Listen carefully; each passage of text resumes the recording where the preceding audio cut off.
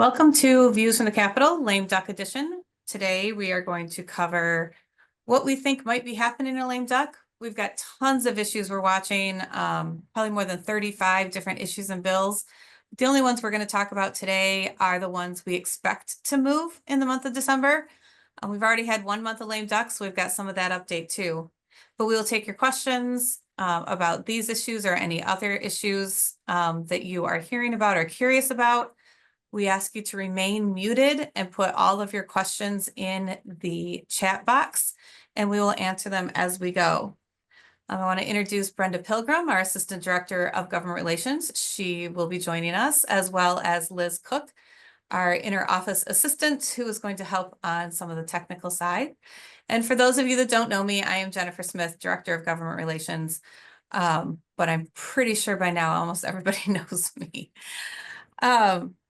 So first, let's talk about what lame duck means, and especially for this year. So as you know, lame duck is that last time period between the election and the end of session. Right now, they are scheduled for 3 days a week for the first 3 weeks of December.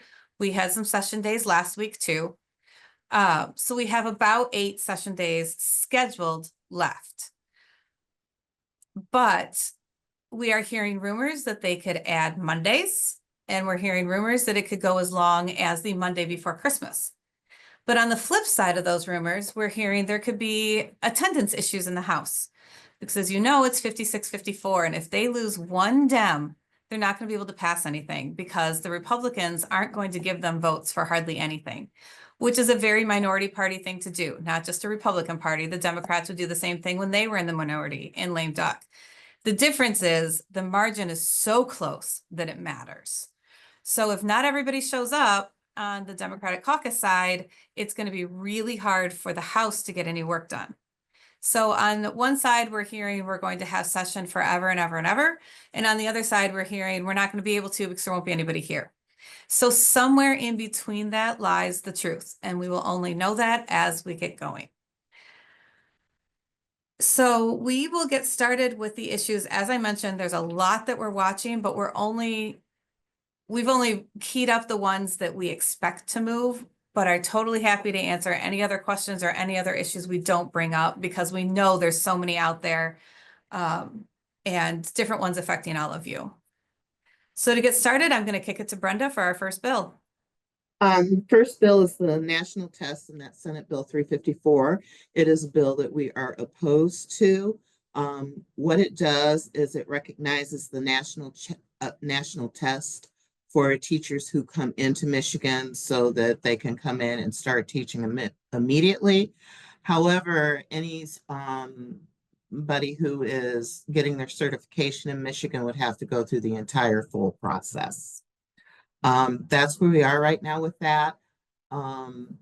It is very much a vendor bill specifically, but we are opposed to it at this time, and we do expect to see movement on it.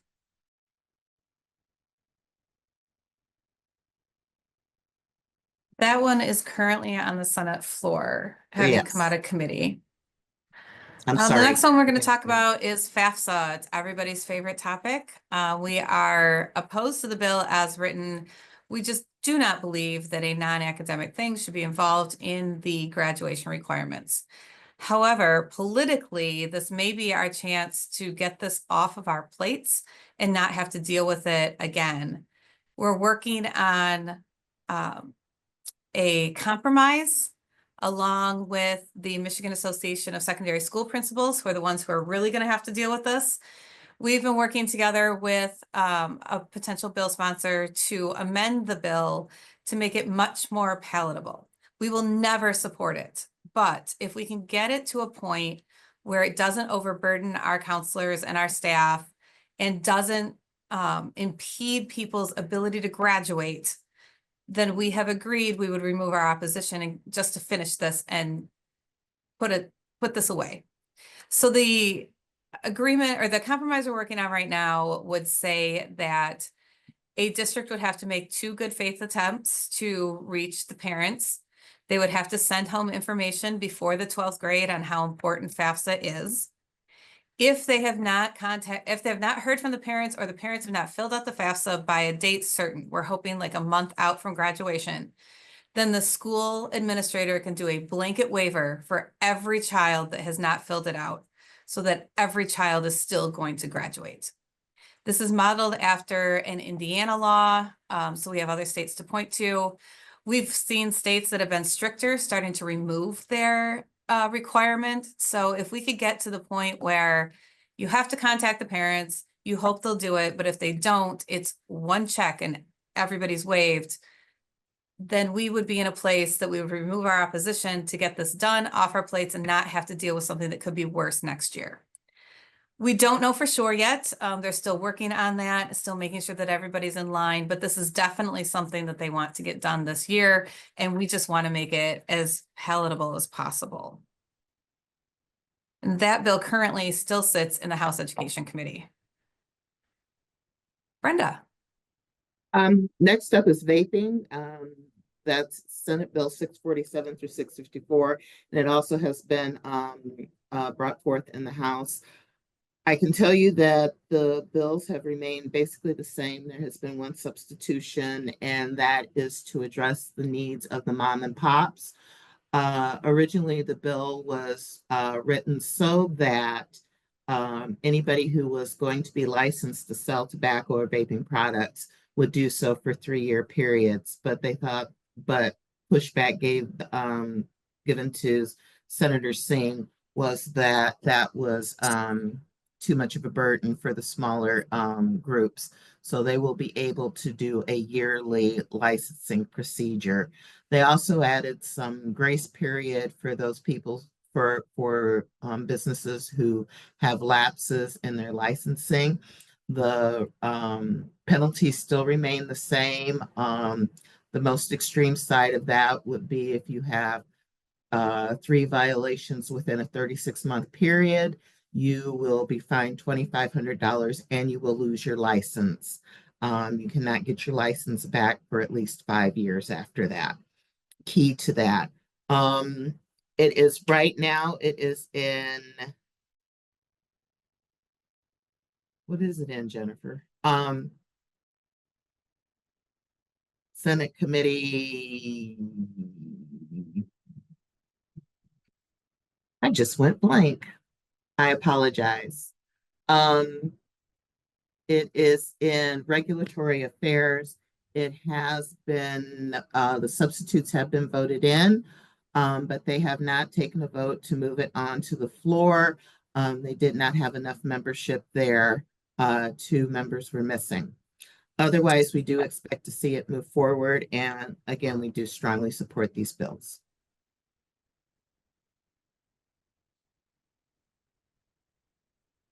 All right, next up is Senate Bill 870. This bill would open OMA to make another allowance for remote participation.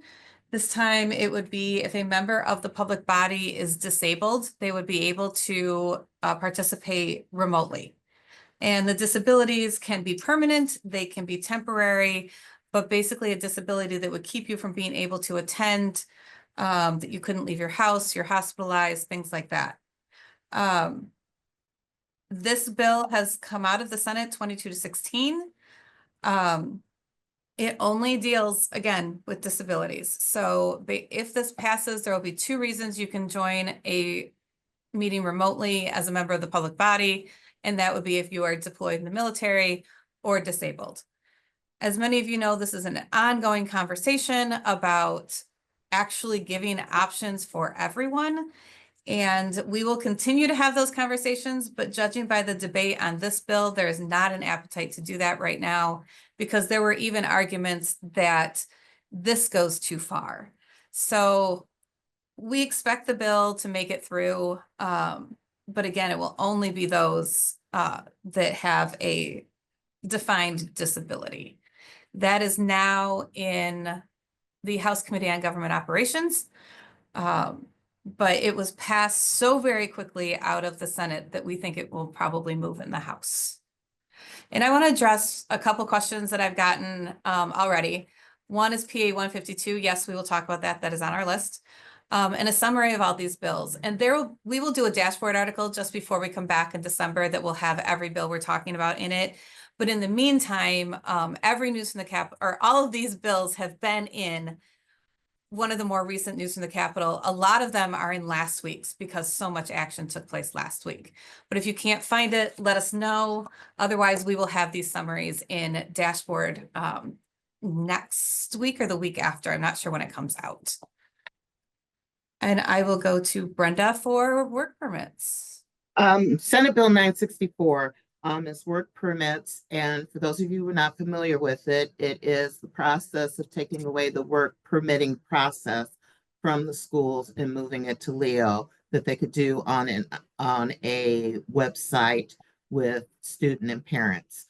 The reason behind this is that Leo is having a difficult time measuring safety of businesses that are hiring children or young people because they just don't know. The other challenge is, especially for school districts, is that most of these permits are given during the summer, which is a challenge just due to the availability of people in the building. So that would leave the responsibility of the school district and move that to Leo. However, the authority to revoke the work permit stays within the schools. So if there's an absenteeism problem or a drop in grades, you can revoke the work permit. This bill has moved through the Senate. It has moved through committee in the House and is now on the House floor and has had a second reading. So we expect to vote on this very, very soon. Leo is, from what we understand, there are several other states who have followed this model and have only great things to say about it, simply because it takes the burden off of the school to be available to fill out the correct paperwork. Again, it is having a second reading in the House, so it's been through the Senate. We expect to see it passed.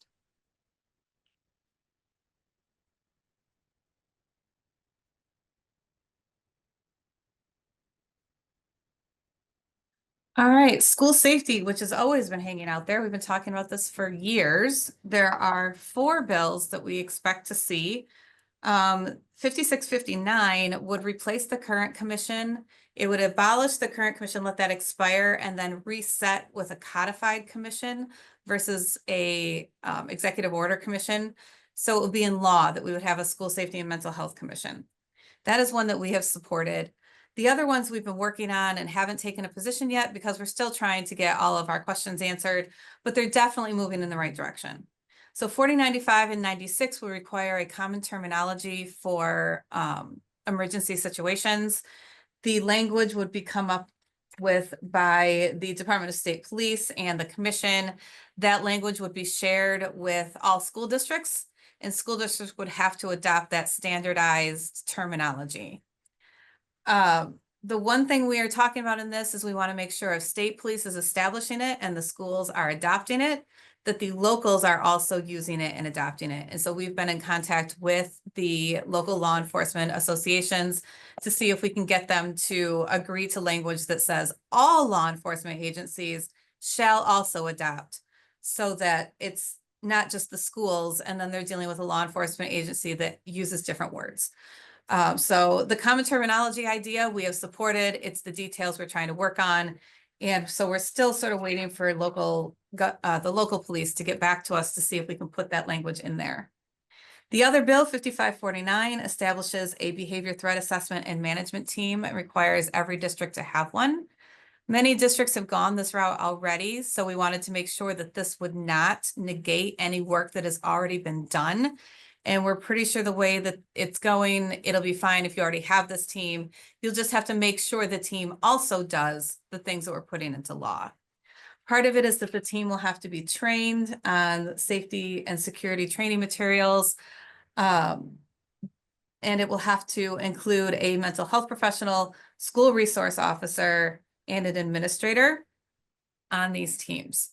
So the other piece we are hoping to get is to define local law enforcement, because we know many of your districts cross many different jurisdictions. And we don't want there to be a question about who was supposed to be on that behavioral threat assessment team. That language is not yet in the bill, but we have gotten some very positive feedback to that because they don't want to fight either. So we're hoping the bill will say that the local law enforcement person that should be on the team is from the jurisdiction where the building resides. So that you've got the local law enforcement that would respond first is going to be the one that's on that behavioral team. So that's the goal. That language isn't in here, but again, we're moving in that direction and expect it to be there before these bills move. They are in House Education Committee and definitely high on the list of things that the Democrats want to do before they leave. You may remember that these come from a very large package of bills. These are the only ones that they're dealing with right now, but I would expect the rest of the package to be reintroduced next session, and we'll deal with all of that then. Brenda. Charter school packages, the charter school package, Senate Bills 943 through 947. Lot of heated debate on this in Education Committee, but they have been voted out with and are now have been referred to the Senate floor. The point of the bills is to equalize the playing field and hold charters or EMOs to the same standard that we're holding our public schools to. They would be required to release financing as far as benefits paid, who's getting paid, the people that the businesses that they contract with, and so on. Again, just evening the playing field.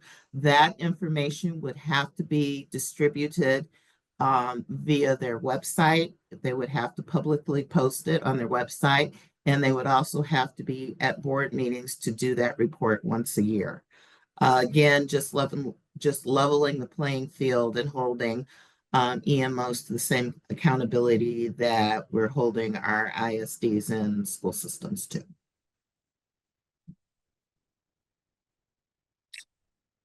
All right, and the last one we have for things we totally expect to move, and then we'll cover some of the other issues that you have questions about, is changes to PA 152, the 80/20 hard cap. This is House Bill 6068. We are still trying to digest this. It was just introduced last week, and it's very technical changes. But the goal of it is not a straight repeal. This is an agreement that the unions have come to among themselves, which they have been fighting through this for the last 2 years. Many of the public unions wanted a full repeal. MEA, AFT did not want a full repeal, knowing that what that would do to school budgets. So they have finally come up with a compromise that we're trying to work through and trying to talk to them about. So there's still a lot of conversation happening on these. But the idea would be to increase the hard cap, I believe by 7% starting in January, if my math is right. And then also, instead of the hard cap, the 80/20 being the ceiling, you would have to at least be at 80/20. So if you're not paying 80% of healthcare at this point, this bill would force you up to the 80%. We had heard they were going to get rid of the hard cap, and that's part of the confusion in here. It's like it adjusts the hard cap, which quite frankly is needed adjusting. It was set arbitrarily low. But then the bill does adjust it. It doesn't quite get rid of it. So what they're telling us the bill does and what the bill does, there's some disconnect. So those are the things we're trying to sort through at this point. I am hoping to have this figured out by the time we go to our board of directors on Friday so that we can talk about it in a full manner to see where MASB wants to be on it. But right now, that's what it looks like, is it will be an 80/20 floor, and they will jump the hard cap to make up for some of the costs that are coming in January. If some of you have seen these numbers, they are talking about, because of where the hard cap is now, for a single person, the schools would average about $42 increase, and the single person would average well over $1,000. And it just gets worse for family and on from there. So something needs to be addressed to make sure that we're not slamming our staff with these costs, but we want to make sure that this is not slamming our schools with the costs. There's got to be a happy medium. So that is definitely a work in progress. We've spoken to both the AFL-CIO and to MEA about this. They're both being helpful in getting us information. So hopefully we can come to a place where this will be okay. But at this point, I can't tell you if that's the place we're gonna be. It's complicated and I don't understand insurance that well. So we're gonna keep working on it and hopefully get to a place that will be okay. The AFL has told me point blank that if they can't get the compromise done, the 60-68, if they don't think they can get that done, they are having a full repeal bill introduced and will run that instead. But they're hopeful too that the unions will stay together and they'll be able to get 60-68 done. Our hope is that we can be okay with it at least. And so that's why they would like us there too. So that's why they're working with us to make sure we understand what they're trying to do. And then we can give them feedback as necessary. So that conversation is going to continue, but something will be done to PA 152 before the end of December. And there's a question about debate for transparency for charters. There's no debate within our people or the education side. The debate comes from the education management organizations. Charters will tell you all the time that they are public schools and subject to the same laws we are, which is true. But their money flows up to the EMOs. The EMOs have no transparency. And that, as Brenda stated, is what these bills are trying to do. And the EMOs, being private companies, don't think they should have to open their books. So that's where the debate comes from. It is not among the traditional education people. It is only among the EMOs and the authorizers not necessarily wanting their books open to see exactly how much money they are paying out and how much money they're keeping as profit. That's where the real debate comes down. If 60-68 passes, will it affect plans and contracts already in place? If your contract is specific, as far as the hard cap, if your contract is specific to the dollar value that is your hard cap, it won't affect your contract until you open it again. And you can expect to be asked by your unions to reopen. If your contract says the hard cap under PA 152, that will adjust because the law will change and the contract will allow for that because it references the law, not the number. For the 80-20, it's the same idea. If you're doing 70-30 right now, when your contract opens, you're going to have to jump to at least 80-20. They cannot abrogate current contracts. So the only people that it will affect are ones that their language says the hard cap as stated under the law, because now the law is going to change. But if you have numbers in your contract, that can't change until you reopen the contract. Does that make sense? Or do you have more questions about how that works?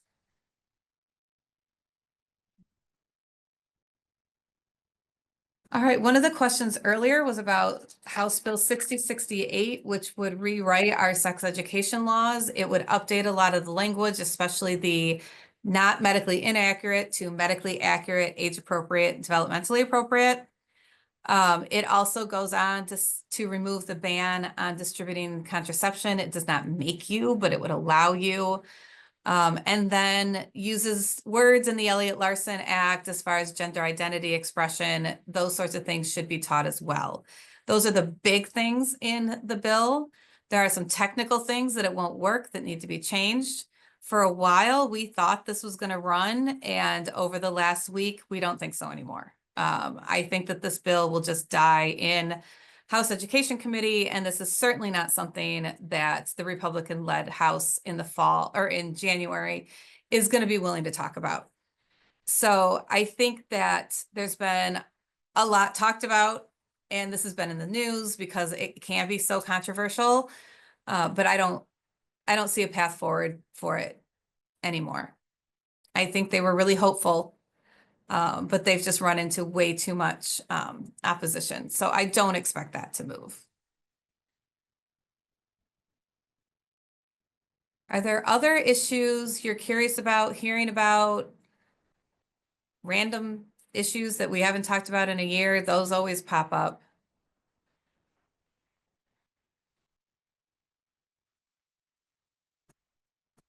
All right, well, while you're thinking, I will say we are recording this today. And so for those people that missed it, we will have it up and ready for viewing probably by midweek, and we'll send it out with news from the Capitol on Friday. I'd also like to thank everyone on here who participated in our priority setting meetings. Those are wrapped up for now. And we will be sending out the survey later this week. We encourage every one of you to fill it out, encourage all of your board members to fill it out. The more voices, the better. And remember that it is an individual thought. It is not, your board does not have to agree. You can each vote. So when that survey comes out, it will come out to your email directly. We will send it a couple times, so if you miss it the first time, but we ask you to please participate. We like to get, as many votes on that as we can so that we know how strong our positions will be. Any talk of a supplemental? Yes, sort of. So when the House flipped on election night, the supplemental talks changed. We are hearing that there may be a supplemental, that the Dems will go in and try to spend down anything they left on the balance sheets. We have heard there could be a supplemental to do some of those things maybe they left out of the budget before. The one thing I have been talking to them about, I would like to see a supplemental to increase our board training money because of all the training you all did over the summer for evaluation rate of reliability. There's going to be a lot more people that are submitting those reimbursements. And so I'm working to make sure there's enough money there. Beyond that, we don't know what'll be in the supplemental. One other school group mentioned trying to solidify our per pupil going into the next school year. We'd have to figure out what that language would look like, but it's because there are concerns with split government. The budget could come very, very late. And we'll talk about that good news in January and February. So I do think there will be a supplemental. What it will look like, I have no idea. But because there's money on the spreadsheet and the Dems want to use it. So stay tuned. Once we see something, we will certainly share it. But at this point, I have no idea what it will entail. Is there an adjustment to para needed for PA 152? That is something I still need to talk to Brad about, to be perfectly honest. This has come up. It didn't come up right away. It came up near the end of last week. In our first conversations, there's a difference of opinion. So that I will be talking to Brad about to see if there's something we need to do. But I don't know, to be perfectly honest right now. But that is definitely a question on our list. What do you expect on earned sick time? Again, this falls with minimum wage increase, earned sick time, and they're talking about unemployment insurance changes. So those three things kind of go together. The unemployment changes would expand it from 20 weeks to 26 weeks, which is what we had before the Snyder administration. He backed it down to 20. They want to put it back. The earned sick time and minimum wage, those are the two ballot initiatives that passed that the Republican legislators adopted and amended in the same session, and the Supreme Court has declared that unconstitutional. So both of those acts are supposed to go into effect in February. There's some talk around the Capitol about what they'd want to do, but I think there is some reluctance on the side of the Democratic majority because those ballot initiatives were very Democrat organization led. And so I'm not sure what they will do with them, if they will do anything. We haven't heard as much on the earned sick time side as we have the minimum wage. But the minimum wage has been focusing on more of the tipped employees than regular employees. Obviously, the businesses want these changed, the unions don't. So I don't know what to expect, but won't be surprised if they just keep pushing these under the rug until the end of the year. Thereby, they go into effect in February. Changes to PA 152 will go into effect in March. Most likely, yes. I don't expect the Republicans to give this immediate effect. And that's going to be the case for a lot of things here. If the legislature truly stays in until February 20th, then it would be about March 22nd or something like that, the end of March where it will go into effect.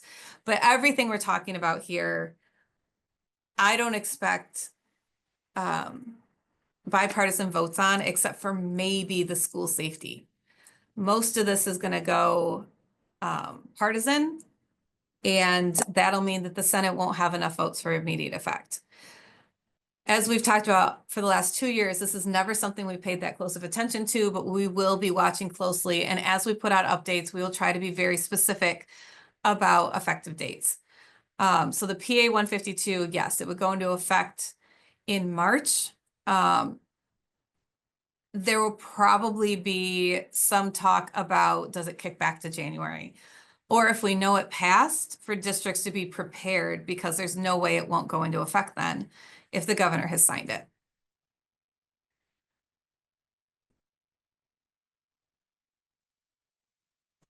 We plan to vote on a resolution to adopt PA 152 8020 tonight. If this passes, it'll mean we may have to adopt something new if it changes significantly.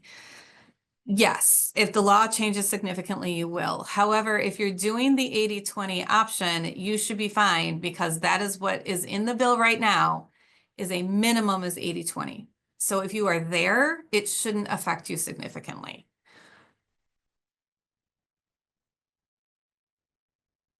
Any other questions or issues?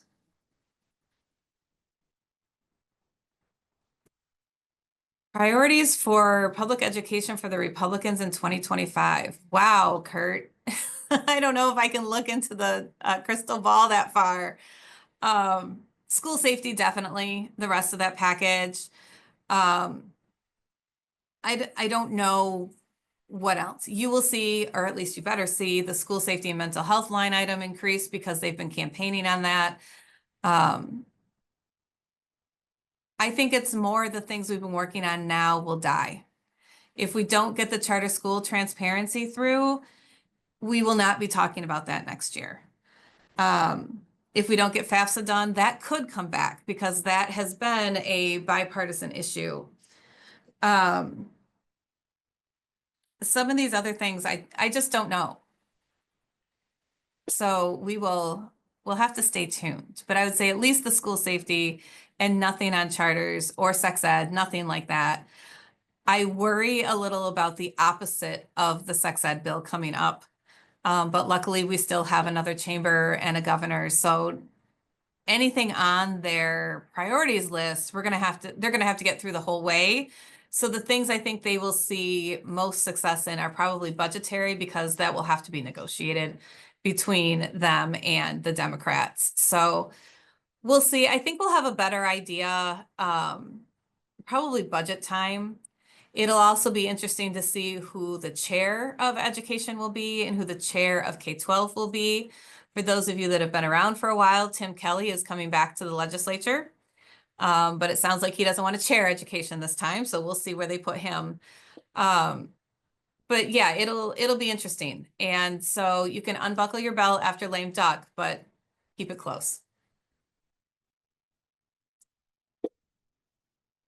Anything else we can guess for you?